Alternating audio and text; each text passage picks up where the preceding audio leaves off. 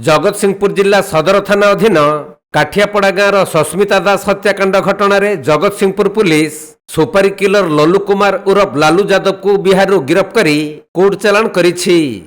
सूचनायोग्य जे काठियापड़ा गाँव सस्मिता दास अन्यत्र निर्बंध हेबा परे गत मास 20 तारिख तथा निर्बंध परदिन सस्मिता को तांकर पूर्वतन प्रेमिक सूर्यकांत स्वाई घर पाख मुगबिल को डाकी सुपारी किलर सहित मिसी अति निर्मम भावे हत्या करिथिला। आउ एपरी जघन्य कांड घटाई उभय फेरार हो जाइथिबा बेले जामशेदपुर हत्याकारी प्रेमिक सूर्यकांत स्वाई को 2 दिन मध्यरे गिरफ्त करिथिला पुलिस। हेले कौशल क्रमे फेरार हो जाइथिला सुपारी किलर लालू। तेणु जगतसिंहपुर पुलिस एक स्वतंत्र टीम बिहार जामशेदपुर ठारे पहुंची ताकू धरिबा पई उद्यम करिथिले। शेषरे काईमुदरू अभियुक्त को गिरफ्त करिछि पुलिस। ए नै जगतसिंहपुर एसपी एक प्रेसमिट माध्यम सविशेष सूचना दैछंती। देखु आमर एप्रिल मसरे 20 तारिख रात गोटे मर्डर होता और 21 तारिख जगतसिंहपुर थाना से मर्डर केसटा रुजु होता। मर्डर केस रुजु हो आम विदिन 24 आवर्स मेन एक्यूज को आम धरी देलु।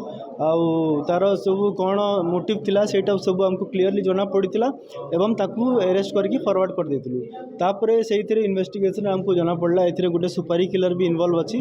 तो तार आम आइडेंटिफाई कलु, तार डिटेल्स गुड़ाक आम काढ़लु। मल्टीपल टीम्स फॉर्म कराला जगतसिंहपुर थानार 3टा टीम फॉर्म कराइला। गोटे ओडिशा रे अन्य जगार चढ़ाऊ करता और 2टा टीम आमर बिहार और झारखंड जाते। ये मेन लीड करते आमर इंस्पेक्टर एडिशनल आईआईसी अच्छा मोहम्मद सूरज आउ लीडरशिप रे चढ़ाऊ गुड़ाक कराला।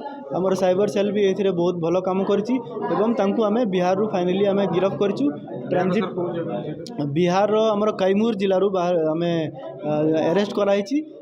तांको ट्रांजिट रिमांड रे अणाइछि एवं एबे बहुत शीघ्र ताको कोर्ट चालान कर दिया जिवो। चैलेंज थिला ताको धरिया पे ता सारा आगु किछि लिंक अछि कि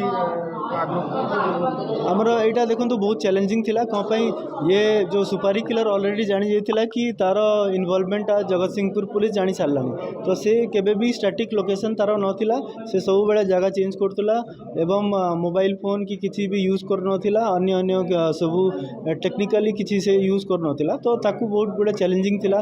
तापरे सेठू ट्रांजिट डिमांड भी आम पई बहुत बड़ा चैलेंजेस आम फेस करलु। बट सबू चैलेंजेस को ये करिकी दूर करिकी आमे फाइनली ताको एबे जगतसिंहपुर ताठू गोटे ह्युंडाई कार गोटे जबत कराइछि।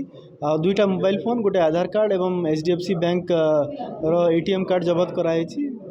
ताको एबे बहुत शीघ्र कोर्ट चालान कर दिया जिवो। जगतसिंहपुर जिल्लारू वैष्णव राउळंक रिपोर्ट कोणार्क लाइव।